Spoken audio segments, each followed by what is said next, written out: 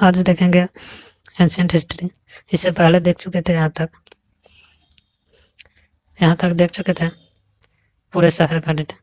अब देखेंगे नगर नियोजन कौन सा कैसा था। नगर नियोजन में देखेंगे सबसे पहले तो यह विश्व की प्रथम नगरीय सभ्यता थी।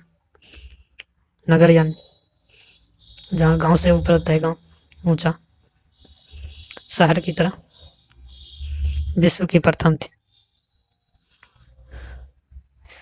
और यह अपनी विशिष्ट नगर नियोजन के लिए प्रसिद्ध था। नगर दो भागों में बांटे हुए होते थे, पहला पूर्वी भाग, दूसरा पश्चिमी भाग। पूर्वी भाग में यह आवासीय भाग होता था और पश्चिमी भाग में देखे तो यह हिस्सा दुर्गीकृत होता था एवं ऊंचे टीले पर स्थित होते थे। उसके बाद देखेंगे सड़कें एक दूसरे को समकोण पर कटती थी। उसके बाद शहर ग्रिड पैटर्न पर बसे हुए थे। घरों के दरवाजे मुख्य द्वार पर नहीं खुलते थे। अपवास लोथल, एक घर में मान्यता 3 या 4 कक्ष, रसोई घर, आंगन होता था। उन्हें सीढ़ियां का भी ज्ञान था, मतलब सीढ़ी भी बनाया गया था। कुछ घरों से कुत्तों के साक्ष्य भी मिले हैं, कुत्ता भी पाला जाता था उसमें।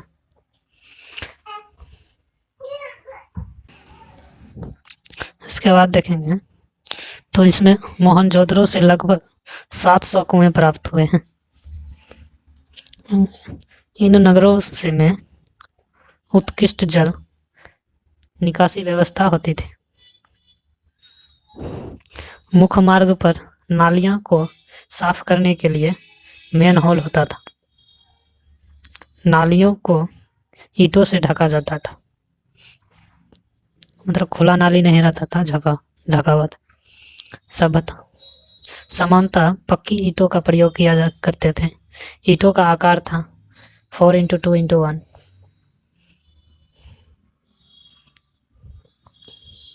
इनकी राजनीतिक स्थिति देख लेते हैं, व्यवस्था कैसी थी। जानकारी का अभाव था।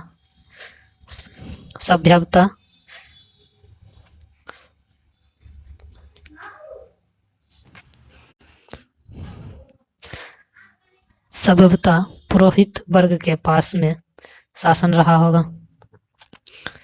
संपूर्ण सिंधु घाटी में सभ्यता में एक ही प्रशासनिक व्यवस्था रही होगी। पूरे सिंधु सभ्यता में एक ही प्रशासन विभाग। सामाजिक स्थिति इसका देख लेते हैं। मातृक सत्तात्मक संयुक्त परिवार होते थे। समाज संभवतः 4 भागों में विभाजित किया गया है। पुरोहित वर्ग में रहते थे, व्यापारी का वर्ग था, किसान था, श्रमिक भी था। उसके बाद बड़ी मात्रा में मातृ देवी की मूर्तियां मिलती हैं। यह शांति प्रिय लोग थे क्योंकि अत्यंत कम मात्रा में हथियार मिलते हैं। हथियार ही नहीं था तो लड़ाई कहाँ से? बिना हथियार वाला उस समय था। पुरुष एवं महिला श्रृंगार करते थे एवं जवाहरत पहनते थे। लोग शाकाहारी एवं मांसाहारी थे, दोनों थे उसमें। शतरंज एवं मुर्गे की लड़ाई इनके प्रिय खेल थे। शतरंज एवं मुर्गे की लड़ाई। अंतिम संस्कार की 3 विधियां प्रचलन था, जिसमें से पहला है पूर्ण समाधान, आंशिक समाधान, दाह संस्कार। तीनों यह आत्मा एवं पुनर्जन्म में विश्वास करते थे। लोथल से 3 व कालिंगबंगा से 1 युग्मत समाधान मिलते हैं।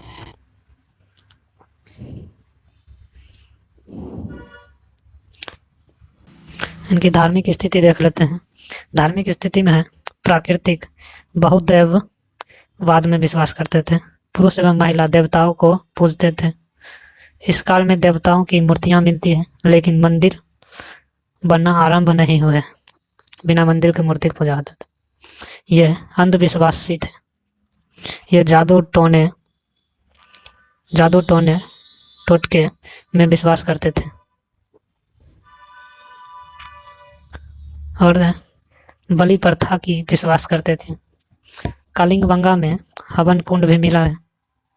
हवन कुंड यह वृक्ष पूजा, जल पूजा, लिंग पूजा में विश्वास करते थे।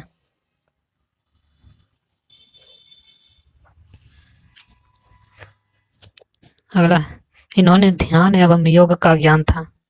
मोहनजोदड़ो से एक मोहर मिलती है जिस पर आधा शिवा का चित्र बना हुआ है। सर जॉनसन मार्शल ने इन्हें पशुपतिनाथ कहा। आर्थिक स्थिति वहां का देख लेते हैं कैसा था। आर्थिक स्थिति में कृषि आधारित अर्थव्यवस्था था उस समय, कोई और दूसरा मार्ग नहीं था। अधिशेष उत्पादन होता था जिन्हें बड़े व्यापारों शहरों में बेचा जाता था, जिसमें फसल था गेहूं, चना, मटर, रागी प्रमुख फसल थे। इन्हें चावल एवं बाजरे का ज्ञान नहीं था। अगला, लोथल से चावल के साक्ष्य मिलते हैं। लोथल से चावल के साक्ष्य मिले।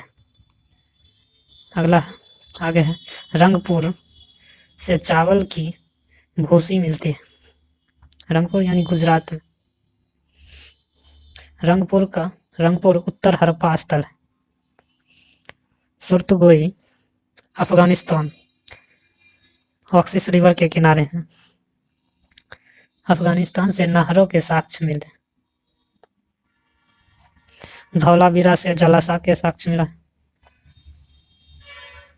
आगे, यह पशुपालन भी करते थे, जैसे जिसमें गाय, भैंस, भेड़, बकरी, खरगोश, कुत्ता, बिल्ली इनके प्रिय पशु थे। यहाँ ऊंट, घोड़ा, हाथी से प्रचलित नहीं था उसमें। विदेशी व्यापार होता था। सारगोन अभिलेख में सिंधु सभ्यता को मेलुहा कहा गया है। मेलुहा नाविकों का देश है।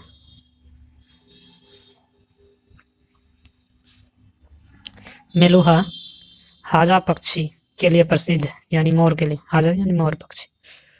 सारगोन अभिलेख में कपास की सिंडन कहा गया है। कपास की विश्वास में प्रथम खेती भारत में हुई थी। दिलमुल बहरीन व अखन, ओमान मध्यस्थ का कार्य करते थे। मुद्रा व्यवस्था का प्रचलन नहीं था उस समय। वस्तु विनिमय होता था। यहाँ सोने व चांदी का प्रयोग करते थे। लोहे से प्रचलित नहीं था उस समय। तांबा और टीन से कांस्य बनाया जाता था। बालाकोट यानी पाकिस्तान से शंख उद्योग से के अवशेष मिलते हैं। इसकी लिपि देख लेते हैं। भाषा यानी इन्हें लिपि का ज्ञान था। यह भाव चित्रात्मक लिपि थी। यहाँ दाएं से बाएं लिखी जाती थी, यानी इधर से ऐसे लिखा जाता था। अभी फिलहाल इतिहास काल में ऐसे लिखा जाता इधर से, उसमें इधर से लिखा जाता था।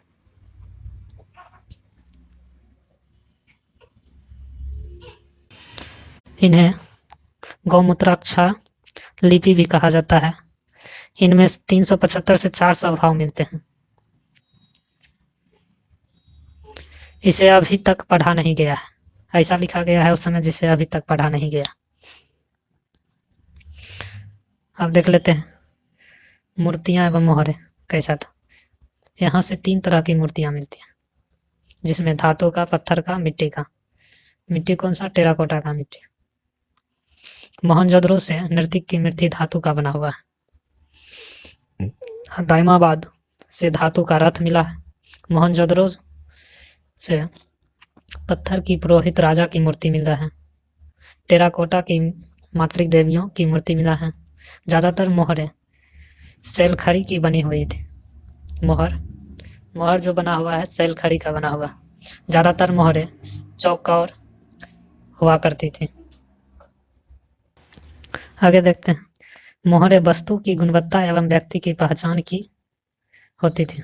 मोहरों पर एक सिंहरी का छाप था, सबसे ज़्यादा वही मिला है, एक सिंह वाला गेंडा। मोहनजोदड़ो व हड़प्पा से बड़ी मात्रा में मोहरें प्राप्त हुई। कुबर वाला सांड का चित्र है, एक सिंह वाला कुबर वाला सांड। अब इसके पतन काल देख लेते हैं, सिंधु सभ्यता के पतन काल।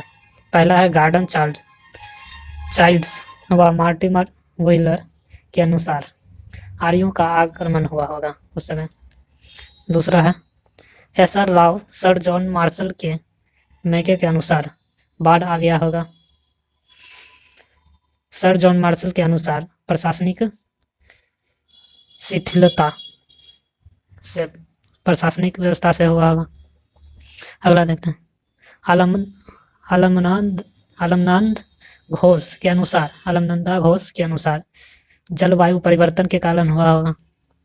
यूआर कैनेडी के अनुसार प्राकृतिक आपदा हुआ होगा। मधोस स्वरूप वत्स के अनुसार नदियों ने अपना रुख बदल लिया होगा। निष्कर्ष, इतनी विशाल सभ्यता के पतन के लिए बहुत सारे कारण जिम्मेदार उत्तरदायी रहे होंगे। ये दुनिया की विश्व की सबसे बड़ी पहली यानी प्राचीन माना जाता सभ्यता थी। सभ्यता का पतन यानी कि मिट जाना बहुत सारा कारण हुआ होगा उस समय। कालिंगबंगा, राखी गद्दी, धौलावीरा पूर्व हड़प्पा कालीन स्थल था। रंगपुर और जोरदी उत्तर हड़प्पा कालीन का स्थल था। बस आज के लिए इतना ही खत्म हो गया। अब दूसरे नेक्स्ट वीडियो में देखेंगे दूसरा, जिसमें वैदिक काल देखेंगे नेक्स्ट वीडियो में।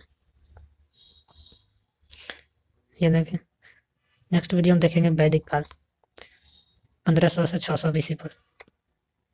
अभी तक देख रहे थे सिंधु सभ्यता, जिसमें सब खत्म हो गया। अब इसमें वैदिक काल आ गया।